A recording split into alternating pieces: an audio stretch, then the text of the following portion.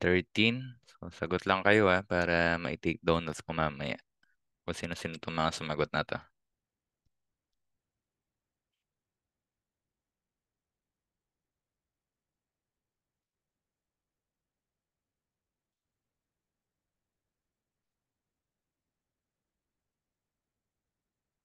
20. Sige, last 1 minute.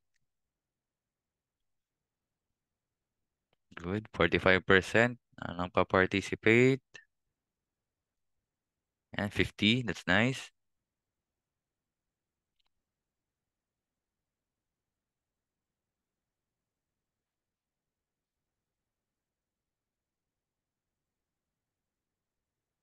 Yeah, any answer lang naman. Di naman ako mahigpit pa dito. Para makita ko lang. Bakit kaya? Hydrated carbon? Good. It's good. 30 seconds. End ko na yung poll.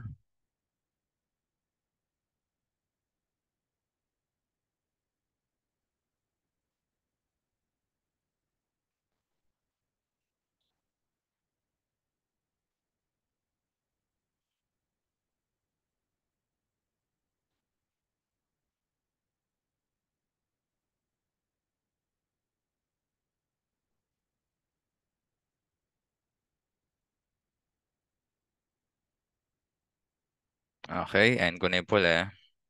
So, merong 40 na sumagot. So, thank you. Tingnan nga natin kung ano mga sinagot ninyo.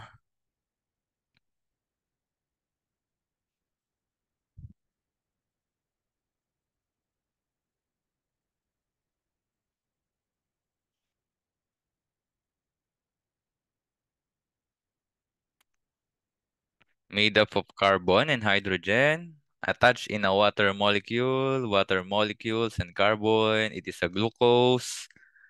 Watered carbon and hydrates of carbon. Because it's carbon. Watered carbon. Carbon with water. They are found in foods and refer to watered carbon. So, halos pare-pares naman no, yung mga answers natin. So, thank you for answering.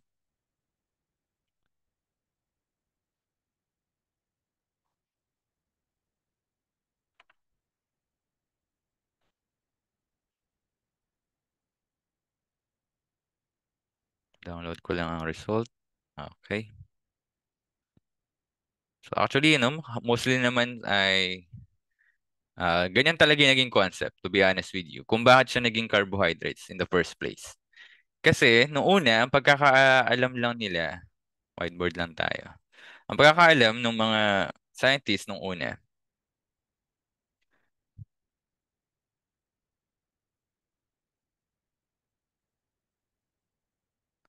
wait.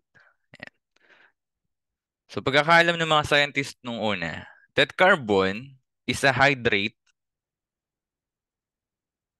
of carbon. Ano? Carbohydrate is a hydrate of carbon. Pag sinabi natin, no, dun sa mga walang background on naming of chemicals, meron tayong tinatawag ng mga hydrates. Halimbawa, copper sulfate pentahydrate. Ibig sabihin, meron siyang water na existing on its molecule. So, noong una, ganyan din yung naging concept of people. Na yung carbon is meron siyang hydrates. So, carbohydrates. Kaya carbohydrates. Kasi ganito siya, CH2O. Ganyan yung naging una nilang concept. Kaya kung papansinin ninyo, yung mga sugars, di ba, kadalasan yan, C6H12O6. Ganyan yung mga structure ng sugar madalas eh. Pero later on, na-found out nila na hindi siya tama pala. Ayan. So, wala pala talagang water. No? Pero, na-retain yung name na carbohydrates. Ayan. Kaya naging ganoon, no? Yung ating name ng kanyang carbohydrates because of that. But anyway, yun lang, konting ano lang naman yan, trivia. Proceed tayo in our main topic. Okay, so just to let you know, recorded itong ating session. Yan, para na rin sa inyong privacy. Baka ma-question nyo ako. Pambagal ah. Hmm. lang.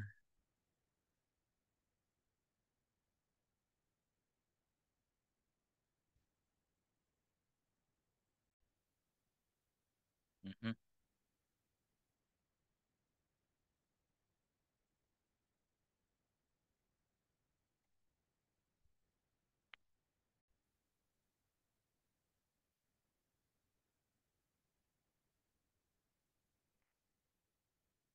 Ayan. Okay.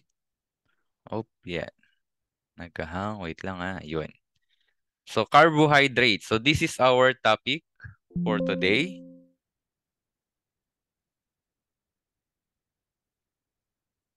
Oh, aha. Wait lang again. Nagluluha ang PowerPoint ko.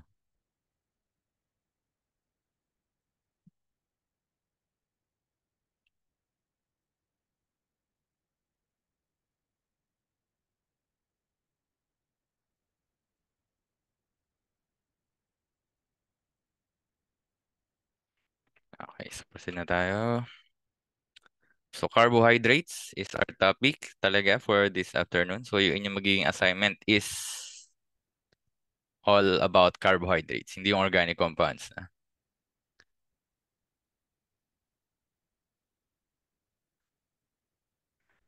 So, our topic is carbohydrates. Yan. So, again pinapaalala ko, yung carbohydrates is not really a hydrate of carbon. And yun lang yung naging concept dati. Pero na-retain kasi yung name niya as carbohydrates. So, what is really carbohydrates? Diba? So, at the end of our topic, ang pag-uusapan natin is all about this na mga bagay. Unang-una, identify the occurrence and function of carbohydrates. Explain handedness. Ano ba yung sinasabi ni Sir na handedness na yan? Ano ba yung stereoisomerism na tinatawag na yan? So pag-uusapan natin yan today.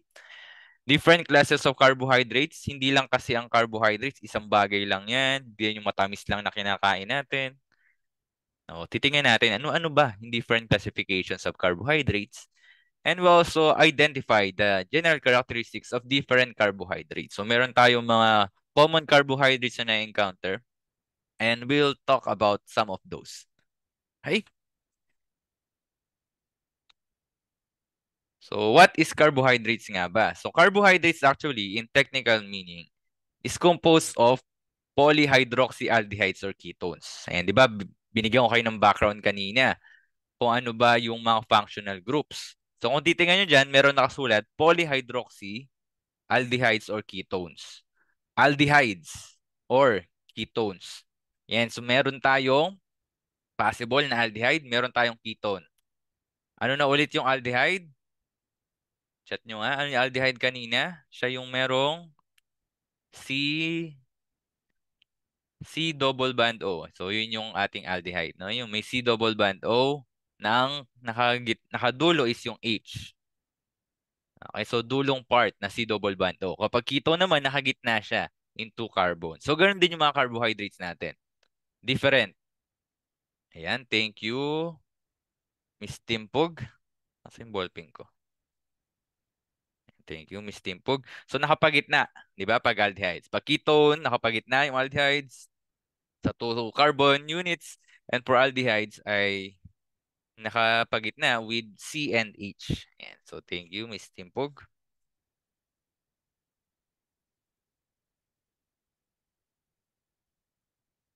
Then, nakalagay dyan, polyhydroxy. And bakit kaya polyhydroxy yung carbohydrates natin? Bakit kaya? Bakit? Kanina diniscuss ko, ano yung hydroxy group natin? Meron siyang portion na water. Meron siyang sirit na. Meron siyang alcohol. Ayan. So actually, mga carbohydrates natin, meron siyang portion na hydroxy, which is alcohol. 'Di ba kanina, yung sa alcohol natin, may OH. Ayan, may OH kasi, yung ating mga sugar. O, tapos, meron din siyang mga ketones and aldehydes sa functional group. Ayan, ito, merong ketone, 'di ba? Nakapagitna. Wala, asan yung pen ko? Ito, itong nakapagitna. Nakapagitna sa dalawang carbon, so this is a polyhydroxy ketone. Ito namang isa, polyhydroxy na aldehyde. Kasi nasa dulo yung ating C double bond O. And as you can see, there are a lot of hydroxy group, hydroxyl group. Ayan, marami siyang OH na portion. And this portion are actually an alcohol functional group. Kaya polyhydroxy, di ba? Poly means many. Ayan. So carbohydrates natin, pag tinanong ko kayo, ano ba yung functional group na existing in carbohydrates? So possible, meron siyang hydroxy portion or yung ating alcohol portion, meron siyang aldehyde portion, and meron siyang ketone na portion. Ayan, kung titingnan ninyo, ganun siya. No? Ganun nag exist yung ating carbohydrates. Kaya nga kadalasan, pag gumagawa ng alak, na ayaw natin yan, no? Ayaw natin ng alak. So, pag gumagawa ng alak, kadalasan ginagamit dyan mga rich in carbohydrates, rich in sugar. Di ba? Merong rice wine, merong grape wine, oh, may mga beers, mga malt beer. Kasi high in carbohydrates sila. And yung carbohydrates na yun can be converted into alcohols. Okay? I hope malinaw sa atin yan ha. Polyhydroxy. Ibig sabihin marami. Maraming alcohol na functional group yung ating carbohydrates. Okay? Proceed tayo. So, hindi lang linear projection yung pwede nating gawin in our sugar. Kung pansinin dito, pag sinabi kong linear, diretso lang siya. And wala siyang ring. Ibig sabihin, hindi nakakonect, hindi siya naka-enclose, hindi siya naka-cyclic. So, halimbawa, in a solution, our carbohydrates can exist as a cyclic ring. Naka-ring siya. Not, not necessarily na pabilog ah. When we say ring, ibig sabihin, connected siya from end to end. So, we call this the Howard projection for carbohydrates. Ayan. So, in nature kasi nag-exist yung carbohydrates not only as linear na molecule or linear na compound. It can also exist as a cyclic. Bakit? Kasi nag-react. Nag-react with yung carbonyl group natin, either yung aldehyde or ketone, kung ano man yung nag-exist sa kanya, with the OH group. Di ba ang daming OH group ng ating carbohydrates? So, nag-react yung dalawa na yan. So, ganito rin nangyayari. Halimbawa, yung glucose natin, ganito yung structure niya. Di ba kanina, discuss ko in introduction to organic compounds, itong mga pagitan nito is carbon. Yan. Itong mga nasa pagitan na yan, ha? Carbon yan. Meron tayong carbonyl group. Ito, yung aldehyde natin. Then, meron din tayong mga OH. Ang nangyayari dyan, para ma-create itong Howard na projection natin or yung cyclic ring, nagkakaroon ng reaction. Itong oxygen na to, nagkakaroon ng reaction with the carbon dun sa carbonyl group. Kaya kumukonect siya dito. Yan, nakakonect yan dito. Kaya kung bibilangin ninyo yung number of carbons yan, parehas lang naman. Magkaiba lang sila on the projection. Kung bibilangin natin, halimbawa ito 1, 2, 3, 4, 5, 6. Oh, ito lang din yan, oh. 1, 2, 3, 4, 5, 6. Yan yung mga carbons nila na nare-represent. So bakit naging single bond na lang dito? Pang-organic chemistry na topic na yun, pero pahapyawan natin, ha? Itong oxygen kasi na to, itong nasa carbon number 2 natin na oxygen dun sa ating hydroxyl group, i-attack niya, yan talaga yung term no, in organic chemistry, i-attack niya itong carbon na ito sa carbonyl group. Okay, pag ka-attack niya dyan, ko-connect na siya dito. Kaya naging ganito itsura niya, oh. Nag-connect siya, di ba? Nagkaroon ng linkage with the oxygen. Itong oxygen na to, nagkaroon ng linkage dito. Pagka-connect niya dyan, etong double bond natin na to, mapupunta dito, magiging slightly negative yung oxygen. Then, dahil slightly negative siya, kukunin niya tong hydrogen dito na portion. Kasi positive yung hydrogen natin. So, mangyayari dyan, mapapansin ninyo, nagkaroon na ng CO dito. Ayan. Napansin natin dyan. And nagkaroon ng OH. Naging OH siya instead ng double bond O. So, same with fructose. Kung yung fructose naman, kung mapansin nyo dito yan, itong oxygen na to, kumabit dito sa carbon na yan. Kaya nagkaroon ng Howard projection na pa ganyan. Okay, pagkakabit niya, ganun din. Yung double bond napunta sa oxygen, so naging negative portion to, i-attack na naman yung hydrogen dito. Kukunin niya yung hydrogen dito. Yan, medyo nakakahilo, no? Pero huwag kayong mag-alala, hindi naman tayo organic chemistry. Pinapakita ko lang sa inyo para mas ma-visualize ninyo. So, bibilangin natin yung number of carbon. 1, 2, 3, 4, 5, 6. Same lang din siya with this one. So, saan siya? Ito. 1, 2, 3. Ito pala yung 1. 1, 2, 3, 4, 5, 6. Ayan. Kumonect lang. Kaya naging ganyan yung kanyang projection. Pag may question kayo, raise hand lang para aware ako. Nag-raise hand ba? Walang lumilitaw sa akin na nag-raise hand. Wala naman. Ayan. Yan yung pinagkaiba ng cyclic. Ayun. Rainier, yes. Ano yung question mo, Sir, Rainier? yung sa fructose po, ano Mm. yung sa oxygen doon? Yung sa Asan? upper, ba't di niyo po nilagyan ng 6?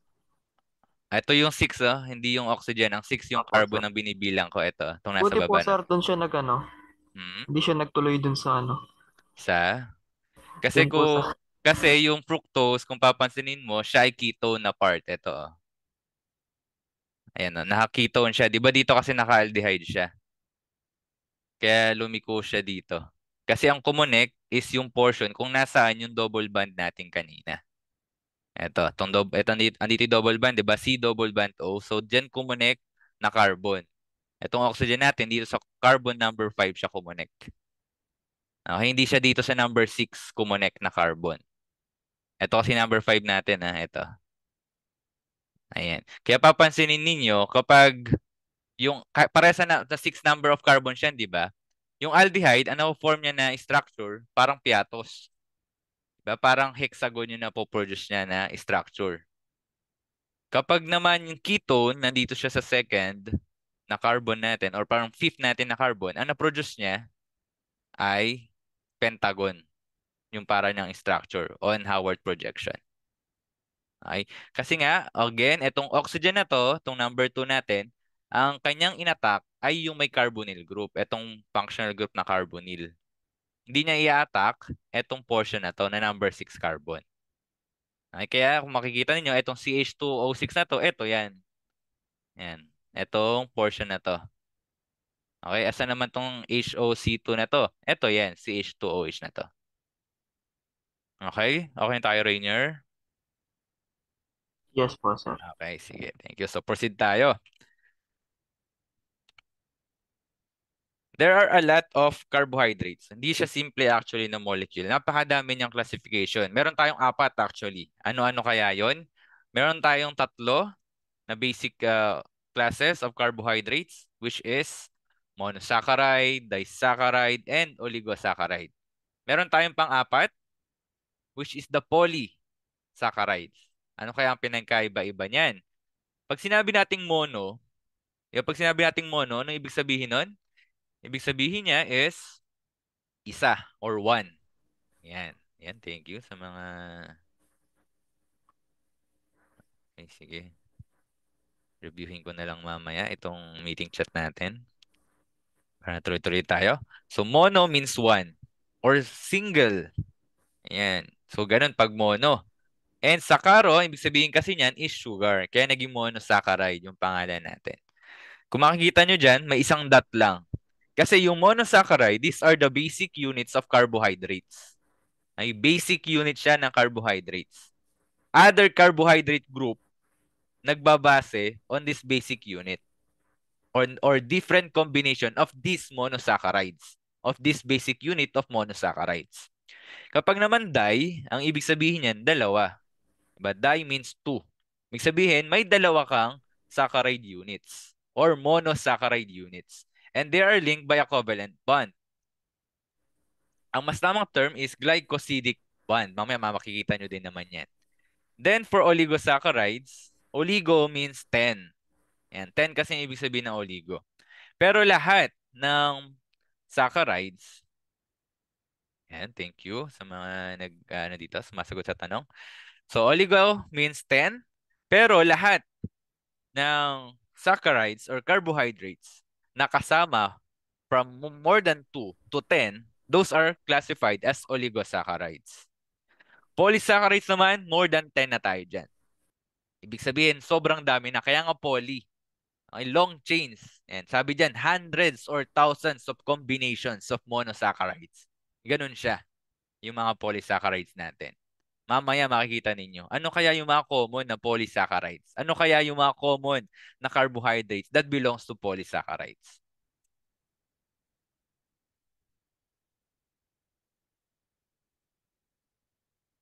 Punta muna tayo with monosaccharides, which is the basic unit of carbohydrates. Ito ang basic unit. Ibig sabihin, kung hahatiin mo yung carbohydrates na mariretain niya yung sarili niya as carbohydrates, babagsak tayo in monosaccharides. So monosaccharides ay like other carbohydrates, meron siyang aldehyde or ketone unit, meron din siyang polyhydroxy unit. As you can see, naka-Haworth projection yung ating mga monosaccharides dito. So meron tayong tatlo dyan. Glucose, fructose, and galactose. Makikilala pa natin yan further mamaya kung sino-sino ba yung mga yan. So glucose, alam naman siguro ninyo, glucose is a source of energy. C6H12O6. Familiar naman kayo doon, I hope. Yan. So yung product ng photosynthesis, di ba? Glucose. So this is the simplest. No? Itong mga monosaccharides na to. These are the simplest monosaccharides or carbohydrates are the simplest. Monosaccharides are the simplest carbohydrates kasi one unit lang siya. And we can name it by using Greek prefixes. Halimbawa, kung tatlo yung number of carbon, we call it as triose. Yung O's, ginagamit natin yan as ending for carbohydrates. So pag may narinig kayo, glucose, fructose, may O siya sa dulo, di ba? Excuse me. Ibig sabihin, generally speaking, that is a saccharide. That is a carbohydrates. Halimbawa sa ospital, dextrose. Di ba? Dextrose is actually, main component niya is water. Pero merong nakadissolve sa kanya na carbohydrates. Ayan. So mamaya pa makikita natin. Ano ba yun? Ano kayang carbohydrates yun? Then tetrose, pentose, and hexose. Actually, lahat to is hexose. Bakit? Bakit siya lahat naging hexose? Ibabase mo yan sa number of carbons, ha? Hindi porket nakita mo, ay, hexagon to. Hexagon to. So, yan ay hexose. Ito ay pentagon. Yan ay pentose. Mali yun. Kasi yan ay nakabase sa number of carbons. Kung bibilangin mo yung number of carbons dyan, ito, 1, 2, di ba tinuro ko na sa inyo yung nag-cross, that is carbon. So 1, 2, 3, 4, 5, 6. That is 6. Dito carbon na, oxygen yan. So 6 lang. This is actually a hexose. Ito kayang fructose natin, ano siya? 1, 2, 3, 4, 5. Meron pang isa dito. 6. Hexose din yan. Same with this galactose. This is also a hexose. Pare-parehas actually sila ng mga hexose. Kasi it contains 6. Okay, 6 carbon atoms. Paano natin ma-differentiate ngayon? Halimbawa si glucose and fructose. Ano ang pinagkaiba nila? Ang pwede natin gawin dyan, lalagyan natin ng prefix. Anong prefix? Aldo or keto. Anong ibig sabihin dyan? Pag aldo, ibig sabihin aldehyde. Pag keto, ibig sabihin ketone. Di ba kanina yung fructose natin, that is actually a ketone? Kung marirecall niyo yung kanina natin dito. Ano ba tayo dito? Example. Ayan, fructose is a ketone. Kung titingnan ninyo. Ito. Di ba ketone siya? Hindi siya aldehyde. So, yung ating fructose can be named as a ketohexose. Ganun siya. Natin siya pwedeng ang pangalanan. O, halimbawa, itong glucose natin. Dahil yung glucose natin, merong aldehyde na portion. Ito, aldehyde yan C double bond OH. Tapos meron kang carbon chain dito. Diba? Parang kanina yung aldehyde natin, ano yung sabi ko? RC double bond OH. Ganyan. So, ito yung R mo na portion. Ito yung C double bond O. Ito yung H. So, this is aldehyde. So, kapag nagne-name tayo ng sugar, we call this an aldohexose. Again, why? Ilan yung carbon dyan? 1, 2, 3, 4, 5, and 6. So, 6. Kaya hex. Hexose. Then, aldo kasi aldehyde yung kanyang functional group as a carbohydrates.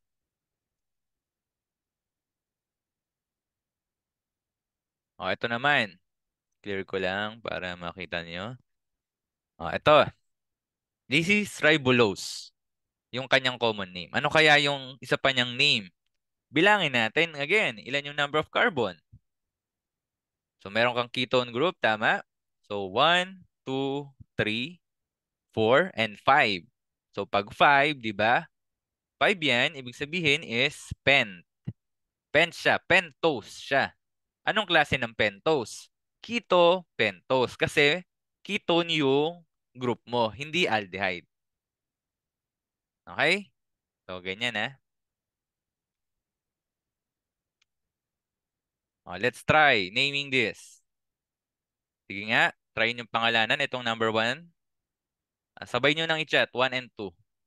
Para makita ko kaagad na dito. Okay, I'll give you 3 minutes. Paki-name, 1 and 2. 1, tapos lagay nyo yung name. 2, lagay nyo yung name.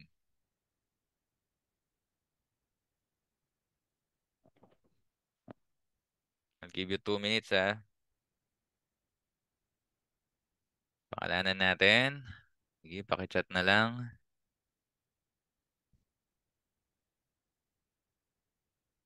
Paki-direct message na lang ako kung nahihiya kayo. Pwede din naman.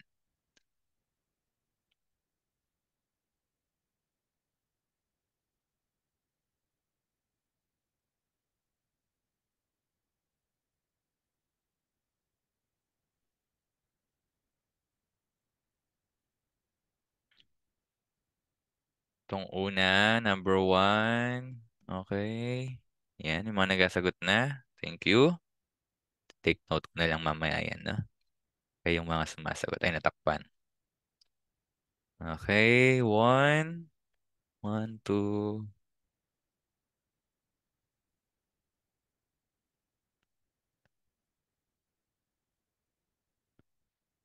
Okay. 1 minute. Last 1 minute.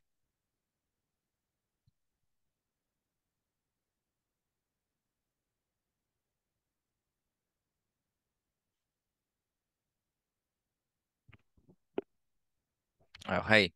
So, ang name nitong una is, bilangin niya natin kung ilang number of carbon. 1, 2, 3, 4, and 5. Automatically, siya na ay pentose kasi 5. Tapos, meron kang ketone. So, that is ketopentose. Ito naman pangalawa. Ilang carbon siya? 1, 2, 3, 4. So, 4. So, that 4 is tetrose. Ayan, tama. Tetrose siya. And aldehyde kasi nasa dulo. Di nakapagitan yung ating carbonyl group. That is that is aldo tetrose. Okay? From tetra, no? Tetrose. Ayan, halos tama naman. Mga sagot natin. Okay, tetrose hindi tetraiose, hindi tertose, hindi tortoise. Mayroon mga tertose na nagsagot. Hindi tertose tetrose. Okay? Ayan, so good. Nakikinig. Sana hindi lang kayo nag-copy-paste. Sir, pag po ba nakakapagitan, matik na po bang keto? Yes. Keto na siya kapag nakapagitan sa ating dalawang carbon. Thank you for that question. Ano naman ang mga physical properties of our kapag aldo naman dulo? Yep, nasa dulo siya. So ano ang iba't ibang physical properties of our monosaccharides? Unang-una, monosaccharides, matatamis yan. Generally speaking. Okay, when I say generally, meron kasing parang medyo matabang yung lasa niya. Pero generally speaking, most of the monosaccharides, they are sweet.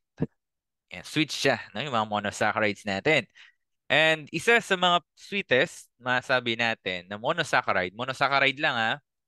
When we say monosaccharide, 1 unit of carbohydrate lang tayo. 1 unit of saccharide lang tayo.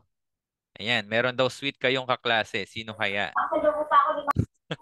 So tawagin na lang natin siya sa pangalang monosaccharide. Na joke. Oo, tawagin na lang daw siyang monosaccharide. Paki-mute. Sino tong nakikichismis na kami ulit sa'yo? Paki-mute. Ayan. Okay. So most monosaccharides have a sweet taste. Generally speaking, karamihan sa kanila matatamis. Yan. Kung ikaw ang sweetest sa inyong klase, pwede kang tawagin na fructose. Wow. Pero hindi yan ang pinakamatamis na bagay sa buong mundo, no? Hindi fructose. For all of the monosaccharides, fructose lang yung sweetest natin. For monosaccharides. Okay? They are solids at room temperature. Solid ba? Yes, solid ang ating mga monosaccharides.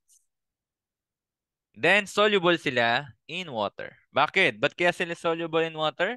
It's all because of the OH group in their in their organic compounds, in their molecules. Yung OH kasi na yan is nakikilala ng ating water, yung OH group na ganyan. Nakikilala siya as kasama, ano ba, kapamilya nila. Kasi yung water natin, di ba? HOH, ganyan. So, kaya siya nalulusaw.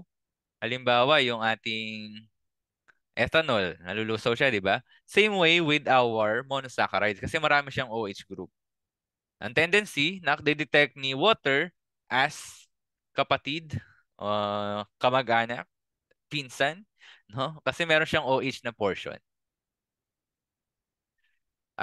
Sa ano na napupuno kasi yung yung canvas natin and naglalag siya kapag ina-upload ko yung video mismo. So sa YouTube ko siya ina-upload then kinakopy ko na lang yung link. Sa ako pinopost sa GC. O kaya sa Canvas kasi di basta-basta pwede kami mag-post ng videos namin nung kami ang nag-video ng sarili namin. Yan. So sa GC ko siya pinopost. Okay? So sa nagtatanong, sa YouTube ko siya ina-upload para hindi bumagal yung modules ninyo. Babagal kasi siya pag sobrang dami akong video na in-upload doon. Okay? So proceed tayo. So yung water natin, kaya niyang lusawin yung ating mga monosaccharides. Again, bakit? Nadidetect niya kasi niyan as kamukha niya. So kasi meron siyang HOH. Di ba yung water natin, HOH? And yung ating sugars and monosaccharides, meron siyang OH na portion. Ayan. So para nakita, ay, dabarkads to. Ayan. Meron kaming things in common. Meron kaming parehas. Kaya ko siyang malusaw. Kasi in chemistry, there's a term we call like dissolves like. Ayan, di ba? Pag like mo isang tao, para kang nalulusaw pag nandyan siya. So parang ganyan lang yung water with our sugar. Kasi meron silang pagkakaparehas. Kaya niyang lusawin yung sugars natin. Okay, I hope I clear yan. So like dissolves like natin in water and sugar. So yan lang yung pwede nating tandaan na ganyan. Okay, para mas madali nating matandaan kung bakit siya nalulusaw. And it's all because ani pareha sa kanila? Yung OH. Marami kasing OH yung ating carbohydrates. Okay? Relative sweetness. So sa sugar, meron tayong standard on the sweetness. Ano yon? Yung sucrose. Mamaya madidiscuss natin kung ano ba si sucrose. And sucrose is the standard one. Ibig sabihin, dyan ikinukumpara lahat ng sugar. Hindi lang sugar, pati yung mga ginagamit natin as alternative for sugar, yung sweetness niya kinukumpara sa sucrose.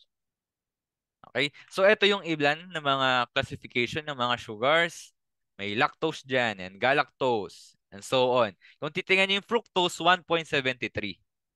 Kasi nga, mas matamis siya by 73% sa sucrose natin. Excuse me. Di ba? Kanina discuss natin. Fructose is the sweetest of all the monosaccharides. Monosaccharides, ha? Hindi sa lahat ng bagay, sa monosaccharides lang. Siya yung pinakamatamis. Kung makikita nga ninyo, 1.73 times. Diba? Almost times 2 yung tamis niya relative to sucrose. So, sucrose is our table sugar. Ayan. Kaya pag fructose, yan ay sobrang tamis. Halimbawa, kung nagbabasa kayo ng ingredients sa inyong soft drinks, halimbawa ay Sprite. Alam ko ang nakalagay doon, high fructose corn syrup. Ayan. Kasi yung fructose nang galing sa corn. Ayan. So, fructose yung ginamit nila instead of sucrose. Instead of normal sugar, fructose yung kanilang ginamit as a sweetener. Ayan. Kung makikita ninyo, no? So, meron lang tayong konting advertisement. Next, ano-ano kaya yung mga important natin na monosaccharides? Marami actually. Pero ilan to sa mga important natin na monosaccharides? So, meron tayo ditong 5. Yung dalawa dyan, makikita sa ating katawan. Actually, maraming makikita din sa katawan natin. Pero itong dalawa na to, makikita sa ating mga RNA and DNA. Ano yung dalawa na yan? D-ribose saka D-deoxyribose. Saan siya nakikita? Sa DNA natin and RNA. Siya kasi yung backbone ng ating DNA. So para ma-form yung ating DNA, hindi lang siya purong nucleic acid. Kailangan niya din ng sugar molecules. Anong sugar yon again? For RNA, ribose. D-ribose. Yung ating existing na monosaccharide unit. And for our DNA, di ba, deoxyribo. Kaya nga deoxyribo yung pangalan ng ating DNA because of deoxyribose na sugar na present sa kanya. Okay? Then RA natin, ribose. Kaya ribonucleic acid naman yung meron sa kanya. Okay? Next natin is galactose. So, saan nakikita ang galactose? Galactose is present in milk. Ayan. So, yung milk natin, baka minsan magtataka kayo, ay may asukal tong milk na iniinom ko. Sabi nila, unsweetened daw ito. Kasi yung sugar, yung ating mismong milk, kahit saan pagaling yan, kahit pagaling sa breast ng hayop o breast ng baka halimbawa, meron niyang sugar actually. Ayan. So, galactose, yung isa sa mga yon. Next natin, glucose. So, glucose, na may nag-chat. Kinakabahan ako sa nag-chat. Okay? Nalobat ako. Next natin is glucose. Glucose is a source of energy. Yung blood sugar natin, natetest because of glucose. And also yung dextrose na ginagamit ninyo kung kayo ay mag-field na. Yung suero sa hospital. That is actually composed of glucose. Kasi nga source of energy yung glucose natin. Fruits actually, yes, meron ding glucose yung mga fruits natin. Mamaya, papakita ko sa inyo kung bakit. Bakit meron din kaya. Then another monosaccharide that is important is fructose. Fructose is also present in fruits. In grains, meron din yan. Meron din tayong fructose. Honey, ayan o. So honey, ayan. Si honey meron din. Meron din siyang fructose. 1:1 ratio with glucose. Ayan, binanggit ko nga sa inyo kanina yung ating Sprite halimbawa, meron siyang fructose. Kasi sobrang tamis di ba? Times 2 siya. Relative to common sugars, mga table sugars, times 2 halos. Hindi naman times 1 times 2, pero halos times 2 yung fructose natin, yung tamis niya. Diba? Kaya minsan ginagamit siya ng mga manufacturers para mas makatipid kasi mas kakaunti yung gagamitin mo na fructose para mapatamis yung produkto mo. Okay? So these are some of the important monosaccharides. I hope maging familiar kayo sa kanila. Next naman tayo, disaccharides. Again, disaccharides have two. Mayroon dalawa na monosaccharide units. Example is sucrose. Pero mamaya natin yung sucrose. Huli natin yan. Pang-finale natin sa disaccharides. So, unahin natin si maltose and si lactose. Si maltose is composed of two glucose unit. Parehas na glucose na magkasama. Maltose. Which is also called the malt sugar. So sa mga barley, sa mga oats, kapag sila ay nag start na mag-germinate or tumubo, meron silang nire-release na, na, na disaccharides that is maltose. Okay? So, kaya maltose kasi una siyang na-observe in malt sugar. Okay? Then, lactose. Yung lactose natin, combination naman siya ng galactose and glucose. So, lactose is actually the milk sugar. Yun nga lang, combine siya. Dalawa. Galactose and glucose. So, dalawang sugar unit. Kasi nga, disaccharide tayo. So, different na mga hayop, di, different yung content ng lactose sa kanila. Okay? I hope malinaw sa atin yan. So, hindi porket gatas, pares na gatas, hindi ibig sabihin is the best na yun para doon sa organism. Kasi nga, nag-iiba-iba yung kanyang mga content. Again, lactose is the milk sugar. Ang component niya, galactose and glucose. Okay, baka kasi malito kayo dyan. Ayan o, galactose. 'Di ba? Sabi diyan, incorporated with glucose into lactose. So, lactose yung milk sugar ha, hindi yung galactose. Okay? Baka lumabas sa exam kasi tapos malito kayo. Ayan. Halimbawa, maltose. Actually, maltose, yan, ginagamit din kasi siya in production of alcohols. 'Di ba? Kaya nga merong mga malt beer. Then, lactose. So, yung milk natin, meron siyang lactose. Then, ito yung pinaka-common na sugar siguro na na-encounter ninyo, which is sucrose. Alam, baka hindi nyo makita. Sucrose is combination of fructose and glucose. So, yung mga sugar units natin, they are combined by covalent bond. To be more specific, a glycosidic linkage. Ay, pag sinabi kasi natin glyco, it's pertaining to sugars. Ay, so, glycosidic linkage. Meron siyang glycosidic linkage siya.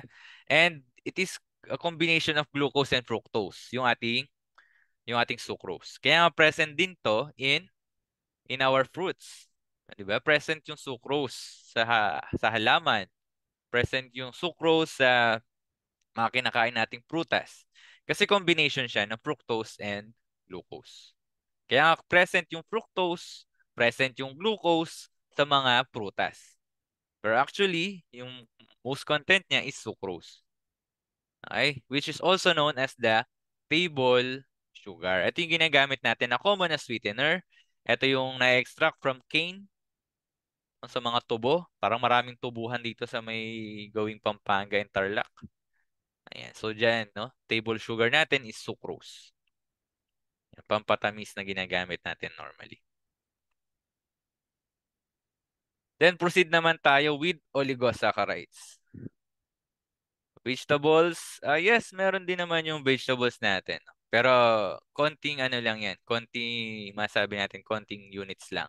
Kasi merong ibang carbohydrates in our vegetable. And, ayan, further on sa discussion, no, ma-discuss pa natin yan. So, classes of carbohydrates. Una, na punta tayo on the third type of carbohydrates, which is the oligosaccharide. Again, oligosaccharide is, ano siya? Ilang subunits of monosaccharides? Ayan, tingnan natin ang mga nagko-comment. Yes, ayan, 3 to 10. No? 3 to 10 ang kanyang subunit of monosaccharides. Halimbawa natin dyan, na una is raffinose. Okay, thank you sa mga nag-chat. So raffinose is composed of galactose, glucose, and fructose units. So saan siya madalas present? Madalas present siya dito. Ayan, sa mga beans, sa mga legumes, mga peas. Ayan, ano, munggo, lentils. Ano ba to? Ito ay red beans. Patani, I think. Ayan. So yan yung raffinose natin. Merong ibang mga tao. Yes, oo, medyo short change siya, no? Halimbawa, ito, tatlo lang. So, may mga tao minsan hirap mag-process ng legumes. Halimbawa, munggo, may mga tao pag kumain ng munggo, nagiging parang bloated yung pakiramdam. May mga tao pag kumain ng kimchi, o kaya kahit di kimchi, kahit halimbawa cabbage lang, parang bloated. May mga ganyan kasi na person eh. Nahihirapan kasi na i-digest. Ayan. Unlike other saccharides, yung oligosaccharides ay hirap i-digest ng ating katawan. Ayan, so nakalagay dyan, largely undigested. Okay? So, hindi siya basta-basta nadadigest, hindi siya basta-basta na-hydrolyze, na-convert into energy, yung mga oligosaccharides. Diba yung monosaccharide, disaccharides, kayang-kaya ng katawan natin yan. Pero pagdating sa oligosaccharides, mga polysaccharides, hirap na yung ating tiyan na i-digest yan. Unless merong enzyme na magpo-provide para mas madali siya. Okay, ano pa? Isang example ng oligosaccharides. Another example is fructo-oligosaccharides. So present siya, ayan, sa mga onion, chicory, sa mga spices, asparagus, sa mga green leafy vegetables, merong present niyan. Banana, artichoke, ayan, marami pang iba actually na merong fructo-oligosaccharides. So meron tayong tinatawag minsan, 'di ba, dietary fiber. Actually, meron mga food supplement made of oligosaccharides. Actually, there are fibers na hirap i-digest ng katawan natin. So, para naging full yung pakiramdam natin sa pagkain nun, pero hindi talaga natin siya na-convert into energy. So, parang nafa-flush lang din siya sa ating katawan. Okay? So, that is oligosaccharide. Next natin, the last one is the polysaccharides. Nakahaba ng topic natin. Baka na tayo matapos. Polysaccharides from the word poly means many. Sobrang dami kasi niya. Diba? Hundreds or thousands of carbohydrate units. So madaming polysaccharides na nag-exist, pero ito yung tatlong important. Starch, glycogen, and cellulose. So ano-ano ba yung mga yan? Yan, ito sila. Okay, so starch, familiar siguro kayo sa starch. Kahit anong starch pa yan. Corn starch, cassava starch, potato starch. Glycogen, nakikita yan sa ating tissues, sa tissues ng mga animals. Okay, stored energy ang mga yan. And cellulose, sa mga fibers. Diba? Cotton, o kaya sa cell wall ng ating plant cell. Yan, those are cellulose. So, bakit ba ganyan? Anong nangyayari sa kanila? Eto. Wait, baba ko lang. Asa na? Ay, baka hindi nyo makita. Ayan. So, cellulose is, ang source niya is from plant. Starch is also in plants. Glycogen sa animals nakikita. Kung mapapansin niyo, pare-parehas sila na glucose units, 'di ba? Pare-parehas silang glucose units. Okay, so ibig sabihin yung glucose hindi lang siya matamis. Depende, 'di ba? Depende sa combination, sa structure at kung gaano kadami yung kanyang linkages doon sa ating molecule. Okay, so connected sila differently by beta and alpha, then bonds, 1,4. So, medyo pang-organic na topic yan kapag diniscuss ko pa further sa inyo. So, 1,4, 1,4, amylopectin, war4, and 1,6. Branching. Pag sinabi nating branching, ibig sabihin, may branch. O, ganun lang naman. Merong branch. Ibig sabihin, may sanga-sanga siya na subunit. So, for cellulose, kung titingnan ninyo, no. Diba? No siya. Wala siyang branching. Rigid, very rigid and straight line lang yung cellulose natin. Ito sa ibaba ng shape. Then yung starch natin, composed of two kasi yan, yung starch natin. Amylose and amylopectin. Okay? So different starch, different yung ratio and proportion ng ating amylose and amylopectin. Kaya nga halimbawa, cassava starch and potato starch. Diba? Different yung kanilang property. Kung mapapansin natin, halimbawa yung potato starch, ang napoproduce niya minsan, same pala sila halos. Ano ba, wheat na lang. Wheat flour or wheat starch coming from wheat or trigo. Di ba kadalasan ginagamit siya for breads? Yung ano kasi, halimbawa yung cassava, mataas yung amylose content niya. Ang tendency niya, mas nagiging crystalline yung structure niya. Okay, yung amylopectin kasi nagiging parang stringy. Okay, parang mas makapit sila kapag sinubject mo into heat. Ayan. So, amylose, kung makikita natin, straight line lang din niya. Hindi mo siya straight. Straight na walang branching. But, pa-spiral yung kanyang structure. For amylopectin, ayan, meron siyang branching. Same with glycogen. So glycogens, meron siyang ayan, mga branching per every 10 subunits yung glycogens natin sa katawan. Ayan. So to dig in further sa mga yan, ito yung mga detailed na description. For starch, ayan, sa anong use ng starch? Main storage of carbohydrate in plants. So yung mga halaman natin na meron siyang carbohydrates, 'di ba? Halimbawa, yung kamote or potato, cassava, potato, rice, 'di ba? Merong mga carbohydrates 'yan. Kasi meron siyang starch. No, kapag sobra-sobra na, yung napoproduce niya na glucose from the carbon dioxide, from the photosynthesis. Pag sobra-sobra na, ini-store niya yun sa kanyang katawan. So doon nangyayari na nagkakaroon ng starch yung ating mga halaman. Yes, yung mga root crops natin, di ba? Karamihan dyan, maraming starch. Yung mga grains natin, barley, wheat, oats, rice, corn, yan, mataas ang kanilang starch content. Yan, kasi storage nila yon. Sobra-sobra na yon. Kaya nila nai-store. Okay? Next natin, cellulose. So cellulose, present din siya sa plant and plant cell wall. Main component siya ng plant cell wall. Kung bakit ganon yung mga cell walls natin, it's because of the structure of cellulose. Okay? Then glycogen, this is the main storage carbohydrate in animals and fungi. So kasama tayo dyan kasama tayo as animals dyan. Kaya nga pag sobra tayo ng nakakain na sugar, tumataba tayo.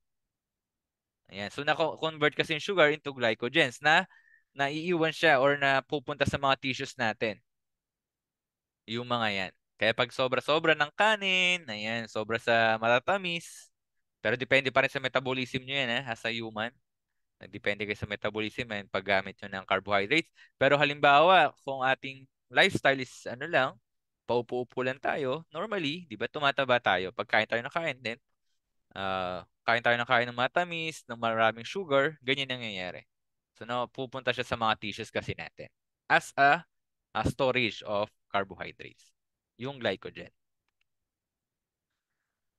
Ano ba ang importance ng carbohydrates sa ating katawan? Aside from, diba, aside from source of energy, ano pa ba yung kahalagahan niya? Okay, unang-una, di ba, they provide energy for the body. And they also supply carbon actually. Para ma-create yung mga different cells natin, kasi yung carbohydrates ay rich in carbon, kailangan ng ating mga cell components yung carbon na yon. Then they also serve as form of stored chemical energy. Halimbawa nga yung glycogen, yung starch, they are stored chemical energy. Yan. So halimbawa sa katawan natin, yan yung unang nagagamit, yung mga glycogen. Okay, yung glucose sa ating system. Bago yung mga taba sa tiyan natin. Kaya ang hirap magpapayat. Kasi unahin niya muna yung mga na-store na sa katawan natin. Okay, bago yung fats na na-develop sa ating katawan. Unahin niya muna yung mga glycogens. Then, ayun, parang yan na rin na may sinabi kanina. They form part of the structures of some cells and tissues. Halimbawa, yung DNA natin, yung RNA, di ba, meron siyang ribose. Meron siyang ribose sa deoxyribose. Okay? Then, carbohydrates, hindi lang na may carbohydrates, lahat-lahat ng mga biomolecules na dinidiscuss ko mula nung umpisa, they are known as the biomolecules. And pag wala yung isa sa mga yan, hindi tayo mabubuhay as human being. Okay? Kaya napakalaga ng mga yan. In plants, napakadaming carbohydrates. Ang sabi dyan, dry plant material. Kasi naalala ko may nagsabi na most of living organisms are composed of water, which is true. Kaya nga sinabi dyan, dry plant material. Kasi pag tinuyo mo yung iyong plant material, 75% okay, noon ay nanggaling sa photosynthesis. Diba yung photosynthesis? I hope nare-recall pa, lalo ni mga nag-STEM dyan. Diba photosynthesis, kino-convert yung carbon dioxide into C6H12O6. That C6H12O6 is actually a carbohydrate.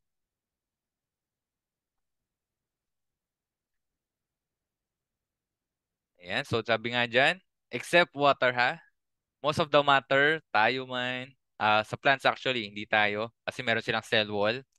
So, except water are carbohydrates. Yan, karamihan sa kanila ay carbohydrates. Kahit ano pa yan, kahit nga yung fiber ng gulay. Di ba may tanong kanina na yung vegetable po. Yung fiber niya actually is also made of carbohydrates. Ang pinagkaiba lang niya, iba lang yung kanyang structure. Iba yung kanyang combinations. Then, carbohydrates, ano na yung mga example natin kanina? Cellulose, starch, and glycogen. So, in blood typing actually, mahalaga din yung sugars. Ayan, nakalagay dyan. Blood types and oligosaccharides. Bakit? Kasi yung mga oligosaccharides, naka-attach yan in our blood by the means of glycoproteins and glycolipids. And these oligosaccharides are the markers. Markers yan ng A, B, AB, O. Depende kung ano yung inyong blood type. Ayan. So, ganyan yan. Kung papansinin ninyo, okay, for halimbawa, ito yung kanyang combinations ng different na mga saccharides. Ayan, meron siyang fucose, meron siyang galactose, meron kang N-acetylglucosamine. Ayan, glucosamine, no? Ibig sabihin, may glucose din yan. Then, N-acetylgalactosamine. Ayan, meron kang galactose, ibig sabihin na portion for the violet ones. Ayan. So, bakit hindi pwede, di ba? Pag halimbawa blood type O ako, pwede ba akong salinan ng blood type A? O kaya ng AB? O kaya ng B? Di ba as much as possible, pero tayo ay nagdo-donate ng blood, kung ano yung blood mo, yun ipapagamit. As much as possible. Meron lang mga certain combinations dyan na pwede, pero as much as possible, dapat yun yung ipagamit. Halimbawa, O. Bakit yung O? Di pwede mong salinan ng A, ng B, ng AB. It's all because of these markers. Bakit? Kasi nakikita niya yan as intruders or aliens. Hindi niya kabarkada. O madidetect yan ng katawan natin, ay wait, hindi ko kilala to. Bakit meron siyang N-acetyl galactosamine? Kalaban to. Parang ganyan madidetect ng ating katawan yan. Diba? Kaya nga kapag mali ang blood type na na-donate, diba, it can be a life or death situation kapag masyadong madami. Ayan. So, ganyan nangyayari. Kaya napakahalaga, no, kapag tayo ay nagtatransfuse ng blood, nagsasali ng dugo, i-make sure natin na tama yung mga blood types. O, halimbawa, lalo na kayo pag nasa field na kayo halimbawa, make sure natin yun, no, na tama. Okay? Kasi madidetect yun ng katawan natin. Kasi nga, si O, halimbawa, wala siya ng mga to na portion. Ito kay B, iba ang structure niya kung titingnan ninyo. Diba? Ito, meron pa kasing isa ditong dulo na portion. So, nadidetect niya yan as an enemy ng katawan. Alien, parang ganyan yan nadidetect. Okay? So, that is very important. So, pag nagba-blood typing tayo, nagtetest ng blood, ito rin yung ginagamit na markers. Kung bakit nagkakaroon ng different reactions dun sa mga chemicals na ginagamit during blood testing, it's all because of these oligosaccharides. Okay? So, these oligosaccharides are components of glycoproteins and glycolipids. Okay? I hope malinaw sa atin yan.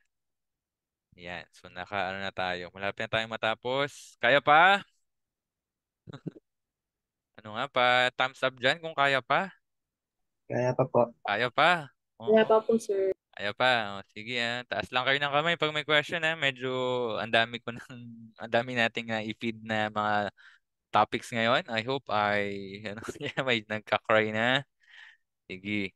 Saglit na lang. Ilang slides na lang to. Don't worry.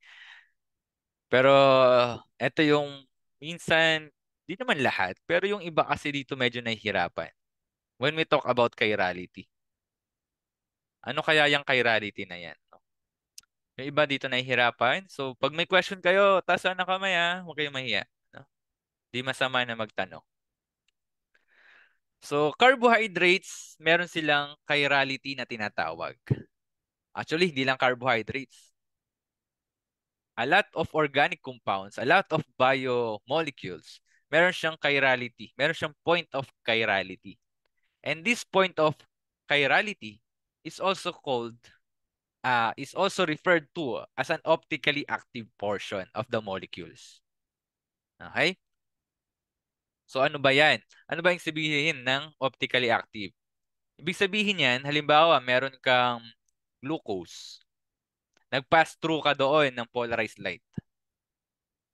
Kapag yung molecule of glucose ay na-rotate niya yung polarized light, kumbaga umikot, no? Kung halimbawa nakapa-vertical lang siya, medyo umikot yung polarized light, we call it as an optically active.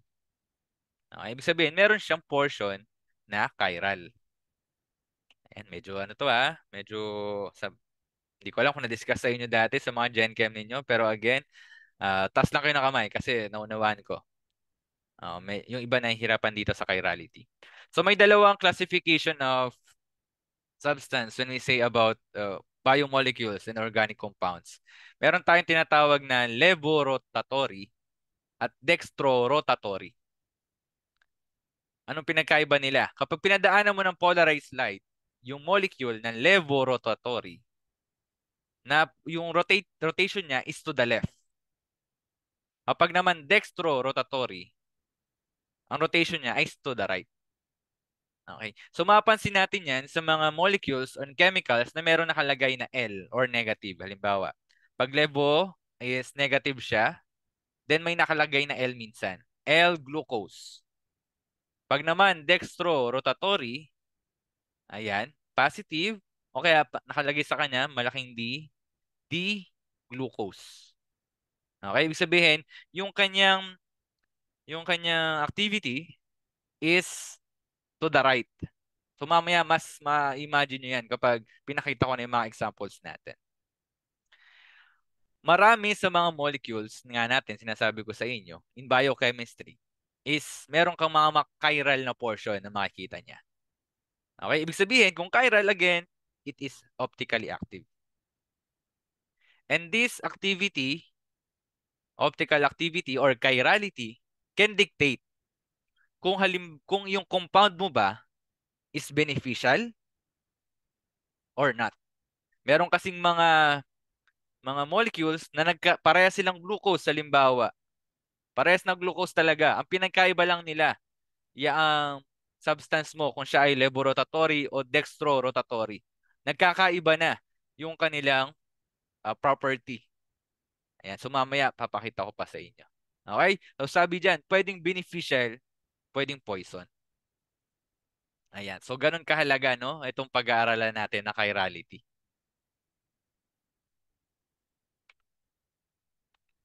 But before we proceed doon sa examples on organic compounds and biomolecules, pag-usapan muna natin, ano ba yung chirality? Ano nga ba yung chirality? When we say chiral, ano ba yan? So chirality or chiral comes from the word chir, which is a Greek word for hand. Okay? Mahalaga yung chirality in many branches of sciences. Pag sinabi natin chirality, merong asymmetry. Hindi sila symmetric. Another distinguishable trait of chiral images is it cannot be superimposed. Ano ibig sabihin ng superimposed? Kapag minirror image mo siya, hindi mo pwedeng pagpatungin. Hindi sila magpapatong na dalawa. Exactly. Okay? Yan din yung dahilan kung bakit tinatawag na chiral. Kasi ang unang-unang example dyan is hand. Yung kamay natin. Okay? So generally speaking, kapag yung object ay merong point of symmetry, it is a chiral. Okay? Pag achiral, kabaliktaran yun ng chiral. Okay? Magkaiba yun chiral and achiral.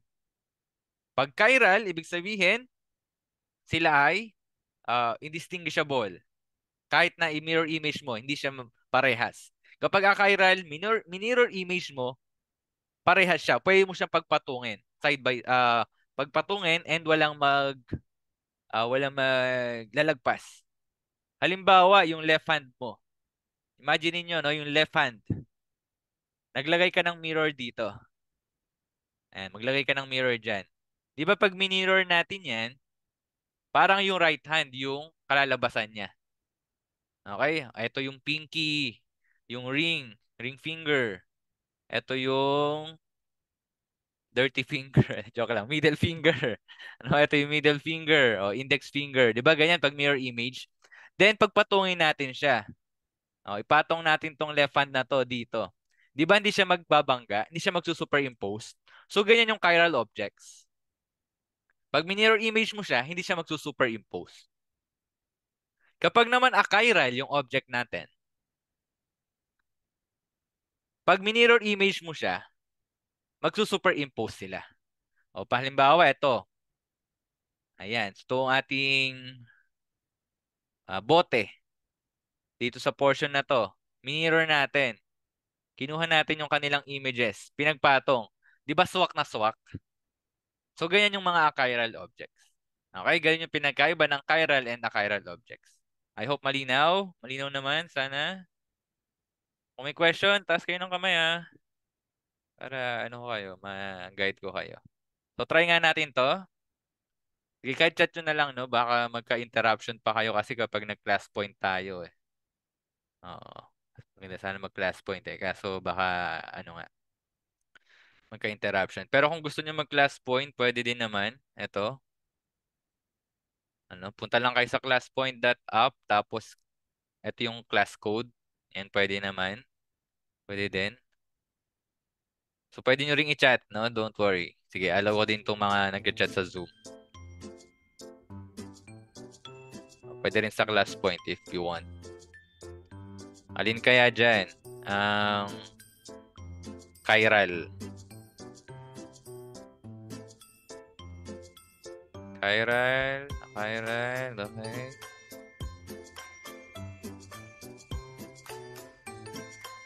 BACIT po. Chiral. A, chiral.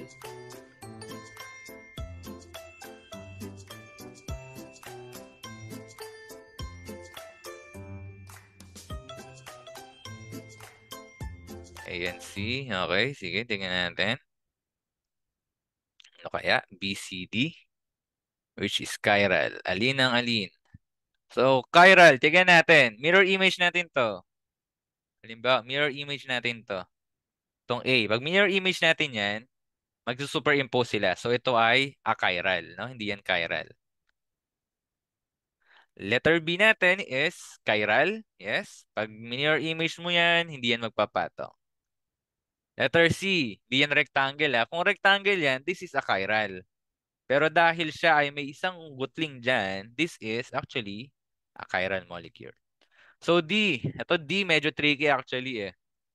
Yung D, kung dito mo lalagyan yan ng mirror, oo, kung dito mo lalagyan ng mirror in a 2D version, that is chiral. No? Pero kung dito mo kasi yan lalagyan, no, kung dito mo yan lalagyan, yan, sa portion na to ng mirror dito, magiging achiral siya.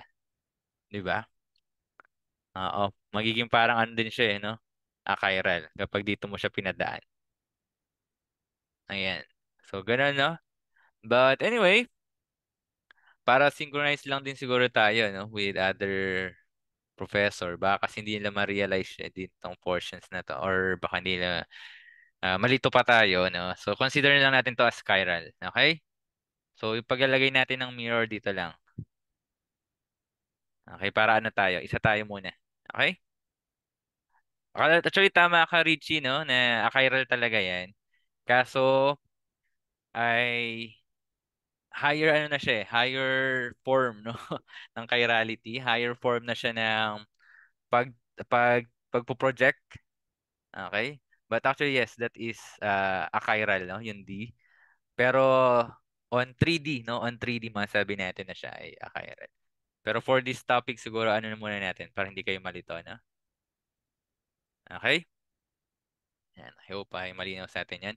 Pero pag higher chem na yan, itong D na to, pag higher chem na, no, halimbawa sa mga advanced inorganic chemistry, ito ay magiging achiral na talaga, itong D. Pero since introductory naman tayo, sige, that is, ano, okay? Akala mo which is achiral. Okay lang yan, sige. Nakita ko naman nagpa-participate kayo. Dito, Punta naman tayo sa chirality in organic compounds. So different yung chirality in organic compounds sa objects. Okay, different yung chirality nila yung mga rules. Baka malito tayo, bigla yung mirror image basta-basta. Okay, hindi ganun basta-basta in organic compounds. So meron tayong mga certain rules in that. Ano yan? Kung titingnan ninyo diyan sa ating mga organic compounds, ang tinitingnan natin ng chirality diyan is yung ating carbon. So titingnan niyo yung mga carbon atom natin. Dapat yung carbon atom natin, different yung groups na nakakonect sa kanila. Four different groups. Iba-iba lahat. And makikita natin yan dun sa bond. So dyan sa ating example, yung mga naka-encircle, those are the center of chirality. Or those are chiral carbon. Yan. May question sa akin dyan minsan. Bakit sir naging chiral yan? Parehas namang carbon yung nakakonect sa kanya. Paano naging chiral yun? So titignan mo kasi yan as a group. Halimbawa, etong carbon na to.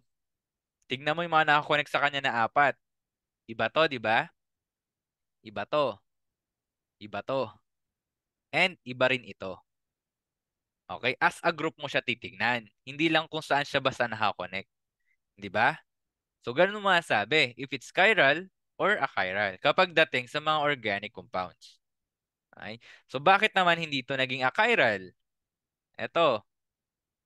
Bakit siya hindi naging achiral? Kasi yung dalawang band niya nako-connect with the same oxygen. Ito namang nasa dulo. Bakit siya hindi chiral? Ba't di siya nakabilog na siya ay chiral carbon? Kasi pag dinrawing mo itong pinakadulo na portion, ito, ganito yan. C, may dalawang H, and may OH. Okay? So, di ba sabi natin dyan, dapat four different group yung ating carbon para masabi mo na siya ay chiral. Kaya itong dulo, itong dalawang dulo halimbawa, they are both achiral. Okay, baka malito tayo Oo. Achiral, dire-diretso. Okay? Nakakalito no? So, siguro pagbabanggitin ko na lang yung achiral na lang. Achiral. Para hindi kayo malito. Kapag achiral talaga, achiral yung sasabihin ko. Pag it is achiral para hindi kayo malito, ano? Okay? So, yung mga naka-encircle, those are chiral carbons. Ito namang dulo, there are achiral. Okay, they are different. They are not chiral, no? Meron silang point, meron silang symmetry. So ganun iba yung pagka-chiral natin sa objects sa pag-check natin ng chirality on organic compounds. I hope malinaw sa atin yan So maraming mga organic compounds is maraming chiral carbon. Ayan. So ito hindi naman itong mga biomolecules pero makikita nyo dyan. Ayan. So ganun nyo lang check. O pag magkakaiba yung naka-connect sa kanya. As a group as a group. Halimbawa, ito, chiral siya. Bakit? Iba-iba yung naka-connect sa kanya. Ito naman, achiral, kasi merong parehas. Etong achiral naman din, itong nasa dulo. Kasi yung kanina nga, may C double bond O Yung C mo, parehas naka-connect dun sa oxygen. Ito namang ating isa. Kung makikita ninyo, pare-parehas sa carbon na-connect, di ba? Pero this is a chiral. This is chiral. Okay? Bakit? Yung mga groups niya is different. Okay? Titignan nyo again as a group. No? Hindi lang yung kung ano yung nakakonect basta. Okay? I hope ay malinaw sa atin yan. Sana walang nalito. Try nga natin. Which of the following is chiral? Aba, bilis. B and C daw is chiral. Tama kaya sila? Actually, yes, no? B and C is chiral. Madali naman siya makita. Actually, mas madali siya pag organic compound na Kasi titignan mo na lang. Yung C ko, saan ba nakakonect? Eto, magkamuka. X na agad siya. Etong C ko, different lahat. So, chiral siya. Chiral siya. Diba? Mas madali actually no, pag sa mga organic compounds. Okay? So, I hope ay nagets natin. O, dito naman, which of the following carbon atom shows a chiral center? Ayan, A, B, C, D, E. Pili na. A is, okay. Hindi. Ang tanong ko ak- which shows a chiral center? Okay. Alin dyan? Sulat nyo yung mga letter kung alin yung chiral center. Okay. So, ang mga chiral center dyan is etong dalawa lang actually. Yan. C and D lang, no? Yung ating mga chiral centers. Okay. Yung A at E natin are achirals. Same with this one, letter B, is also an achiral. Okay? Achiral siya. Ito yung mga chirals natin. Ito ay achiral. Okay? Bakit? Kasi may dalawa kang hydrogen na nakakonect. Ayan, natago lang, no? Pero dalawa yung hydrogen mo na nakakonect. Dito naman, meron ka na kasing double bond OS. Di ba automatic na yun ay achiral. Okay, so dalawa lang yung ating chiral center for this molecule. Okay, next natin, meron tayong konting math dito. 2N rule. Sir, bakit po? Same group naman. Asan siya? Ano yung tanong mo, Rainier? Pakiulit nga. Yung sa dalawang ano po, sir, chiral. Yung sa CD. Eto. Yes. Same group naman siya, sir. Hmm? Different. Clear ko clear natin. Ito yung C mo Ito yung C. Different to, di ba? Different to. Different to. Different to. Doon mo titignan as a group Magkaiba to, itong nasa ilalim niya. Ayan COH, CH2OH, H. Ito, C double bond O, C2OH. Okay? Sige, sir. Nagets ko Gets? naman. Ayan. Okay, sige. Thank you, Rainier. May question pa? Hindi, C and D yung ano dito tamang sagot. Tingnan natin yung D din. Asan yung clear ko lang. O, yung D. Ito yung center mo, di ba? O, meron kang H. Meron kang OH. Etong hole na to ang titignan mo different yung hole na yan kaysa dito, di ba? Kaya siya ay chiral din. Okay, chiral din to. Itong D natin. Yan. As a group mo titignan, different to, different tong buo na to, different to, different to. Okay? So, ganun ganun natin siya i-look up as a whole. Okay? So, I hope I na-gets. I hope I clear. Then, those chiral carbons, nadidictate niyan kung ilan yung possible na mga stereoisomers. So, mamaya di-discuss ko ano ba yung stereoisomers na yan. So, ang tawag natin dyan is 2 raised to n rule. Halimbawa, nakakita ka ng mga chiral carbons. Kung ilang chiral carbons yung nakita mo, i-erase mo lang yung 2, i-erase mo lang doon. Halimbawa, yung sa kanina natin, ay, asan yung kanina natin? Meron kang dalawa, di ba? Meron kang dalawang nakita na chiral carbon. So, 2 raised to 2 is 4. Ibig sabihin, possible kang magkaroon dito ng 4 na isomers. Mamaya di-discuss ko ako ng isomers. So, for cholesterol, halimbawa, meron tayong 8 na chiral carbons. So, 256 yung possible na stereoisomers ng cholesterol. Pero yung katawan natin, actually hindi katawan natin, lahat ng organism, ng animal organism, isa lang yung napoproduce niya. Sa dami ng possible combination, isa lang, di ba? Yung nagagawa natin. Okay? So ano ba yung sinasabi ko na isomers? Ano ba yung stereoisomers na yan?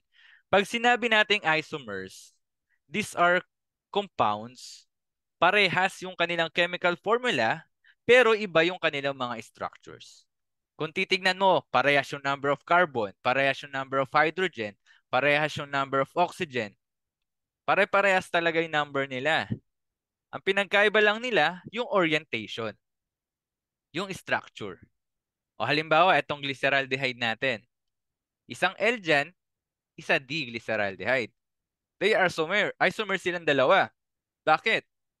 Pareha silang glyceraldehyde eh. Anong pinagkaiba lang nila? Yung isa L, yung isa D. Tignan mo yung number of carbons nila, parehas. Tatlo ang number of carbons. Check. Number of oxygen, tatlo din. Bilangan mo yung number of hydrogen, parehas din yan. Pero magkaiba sila. Diba? Parang nakalito, no? Ganyan yung isomers, ha? Parehas sila ng all number of elements. Parehas sila ng pangalan. Minsan parehas sila ng pangalan. Di naman lagi, ha? Parehas sila ng chemical formulas. Pag sinabi natin chemical formulas, yung kanyang, kung ano yung mga elements na nandoon sa compound, pare-parehas. Pare-parehas ng numbers. Pare-parehas kung ano-anong compound yun. But the difference is their orientation and their structures. For stereochemistry or stereoisomerism, a difference lang nila yung locations. Pansinin nyo, ano yung difference ng dalawa nito? Anong difference nila? Anong pinagkaiba ng dalawa na yan? Tingnan nyo nga, sige nga. Tama, yung H at OH ang pinagkaiba nila. 'Di ba? Ayan, so ganyan kahalaga. Oo. So magkaiba yan, 'di ba? Bakit? Yung OH nila, yun yung pinagkaiba actually. Mirror image nung isa, yung isa. 'Di ba? Mirror image nila isa't isa. Pero they are different molecule. Yung isa L-glyceraldehyde, yung isa D-glyceraldehyde. Okay? So, glyceraldehyde ay chiral molecule kasi magkaiba lahat ng end niya. Okay? And it conform two mirror images. 'Di ba kanya 2 raised to n? So 2 isa lang yung chiral carbon, so 2 raised to 1. Ibig sabihin kaya niya mag-form ng dalawang different na mga isomers. Ayan. So ganyan ganyan yung ating take. And bakit kaya mahalaga 'yan? No? Bakit kaya mahalaga? 'Di ba sinabi ko kanina 'yan? Minsan beneficial, minsan hindi. Pagdating sa stereoisomerism. Okay? So para mas madali nating ma-visualize 'yan, pwede natin siyang i-Fisher projection. So this is Fisher projection. Nakapa-cross lang, kung makikita ninyo. Hindi, ang difference lang na ito kasi, in organic chemistry din kasi ito na-discuss, kapag naka-dotted line, ibig sabihin patalikod yan. Nakapatalikod. Naka-angle patalikod. Imagine niyo naka-angle patalikod kapag dotted line na ganito. Kapag naman solid black line, ibig sabihin paharap. Paharap sa'yo yung mga atom na yan. Naka-angle siya paharap. No? Ganun nyo siya imaginein. Okay? So, Fisher projection, pinapakita na lang natin siya as simply as like this. Naka-cross na lang. Okay? So, sa organic chemistry kasi mahalaga yun. Pero hindi naman tayo organic chemistry ngayon. Okay? Ayan. Di ba mas madali mo siyang imi-mirror image kapag ganyan? So, ano ba kaya pinagkaiba nung L at D na yan? Ayan. Kanina pa natin binabanggit si L at si T. Bakit kaya L at T? So, sa mga sugars, ang titingnan lang natin dyan is yung OH na nasa dulo. Ayan, yung nasa ilalim natin. Kapag sinet up natin as nasa taas yung ating carbonyl group, yung nasa pinaka baba bago yung dulo, yung second to the last na carbon, titigan natin. Ito, itong portion na to. Titigan natin kung nasan yung OH. O, ganun lang kadali ha. We will look kung saan nakalocate yung OH. For L erythros, nasaan ang OH? Nasa left. Okay? Kasi yung mga L natin or yung levorotatory natin na mga molecules, nasa left yung OH niya for carbohydrates. Kapag naman D, nasa right. Okay? Sana matandaan natin yun ha. Okay? Pag D, nasa right yung OH natin. Pag L, nasa left. Okay? Ganun lang ha. Ganun lang tayo. Pag sa sugar. Yan. So different pa yan kapag mga ibang biomolecules. Okay? I hope malinaw sa atin yan. So, dextro, rotatory. Ibig sabihin ng D. Ibig sabihin ng L, levo, rotatory. So, this is actually, this D and L is very important. stereochemistry really matters. Bakit? For example, D-glucose. D-glucose is an isomer of glucose, naturally occurring, and it is a source of energy. Ito nga yung component ng ating dextrose. So kaya dextrose yung tawag dun sa dextrose natin because it is a dextrorotatory na glucose. No? Kaya siya dextrose yung tawag natin doon. And it is a common source of energy. Yun nga lang, yung isomer niya na L-glucose, hindi kilala ng katawan natin. Okay? It cannot be used as a source of energy in cellular respiration. Hindi siya nakikilala ng katawan natin. Kahit na parehas silang glucose, they are still different. Kasi yung isa naka-D formation, yung isa naka-L. Okay? Pansinin niyo yung OH, di ba? Dun sa second to the last na carbon, nasa left, nasa right. So, etong L-glucose, hindi familiar yung ating katawan. In some cases, ginagamit din siya as laxative. Kasi nga, hindi kilala ng katawan natin eh. So, ilalabas lang siya. Hindi siya magagamit as a source of energy. Kaya very important kapag nasa field na kayo, kung ang sinabi sa inyo na gamot ay D yung ibigay ninyo. Okay? May mga ganong gamot kasi na naka-D or naka-L. Okay? So, nagdi-differ yung kanilang properties probably. Halimbawa na lang itong ating dextrose. Diba? Halimbawa, D-glucose. Dapat yung sasaksak mo sa suwero. Nilagay mo L-glucose. Diba? Nakaperwisyo tayo dun sa kapwa natin. Okay? So, ganyan kahalaga yung stereochemistry. Yes, may nag-raise ng hand kanina. Uy, nawala. May nag-raise ng hand? Nawala na? Okay. So, ganyan kahalaga. Ayun. Napindot lang. Okay. So, ganyan kahalaga yung stereochemistry. I hope ay okay sa atin yan. So, that ends our long, grabe, ang haba, 2 hours, our long discussion for today. So, para sa yung L-glucose, actually L-glucose ay hindi siya normal na nakikita in nature. Nakikita lang siya kadalasan synthetically. D or L sa gamot. Depende yan sa ni-reseta naman ng doktor. Sinusulat naman nila yan. In higher biochemistry, meron pa kasing ibang tinuturo, R and S. So, di natin i-discuss dito yon. Pero in higher organic chemistry, may R and S. Those R and S can mean lethal or not. Ganyan. Tapos minsan nag-iiba din yung scent niyan because of D and L lang. Yung mga merong manual dyan, may mga clips dyan, pwede nyo mabasa. No, yung meron kayong lecture manual. Okay, so before I finally end our discussion, ano ang natutunan? Sige.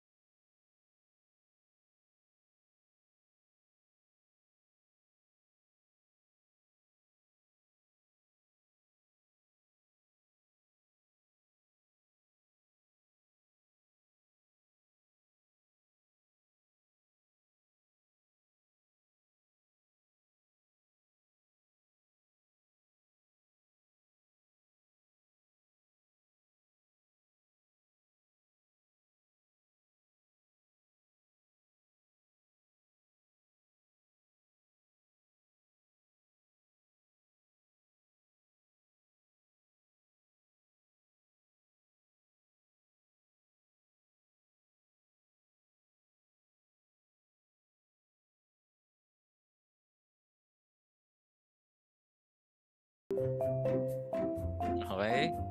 Tama. Yan. So, thank you. Thank you everyone sa pakikinig.